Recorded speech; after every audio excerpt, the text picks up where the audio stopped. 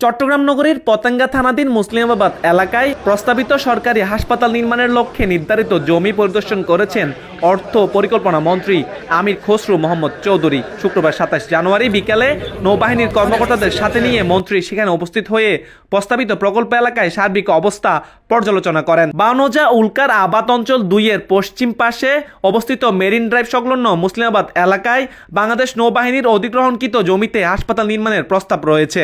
শুক্রবার অর্থমন্ত্রী নৌবাহিনীর অধিগ্রহণকৃত মোট ১৪,২১৯০ একর এবং অতিরিক্ত ২.৭ একর জমি সরজমিনে ঘুরে দেখেন। এ সময় সংশ্লিষ্ট কর্মকর্তারা জমির ভৌগোলিক অবস্থা, যোগাযোগ ব্যবস্থা, আশেপাশের অবকাঠামোগত সুবিধা এবং ভবিষ্যৎ সম্প্রসারণের সম্ভাবনা সম্পর্কে তাকে অবহিত করেন।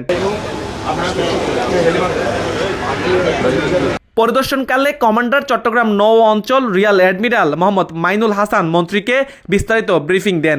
এছাড়া অধিনায়ক বানজা উল্কা, চট্টগ্রাম উন্নয়ন কর্তৃপক্ষ সিডিএর প্রতিনিধি, জেলা প্রশাসকের কার্যালয়ের কর্মকর্তা এবং সংশ্লিষ্ট ভূমি অফিসের ঊর্ধ্বতর কর্মকর্তারা উপস্থিত ছিলেন। এই অঞ্চলে কোনো হসপিটাল নাই এবং এটার জন্য আমরা কিছু জায়গা দেখছি, একটা বড় হসপিটাল, ওইটার সাথে নার্সিং ইনস্টিটিউট এবং টেকনোলজিস্টদের জন্য আরেকটা ইনস্টিটিউট, যেটা বাংলাদেশে এই জায়গাটাতে আমাদের ঘাটতি আছে।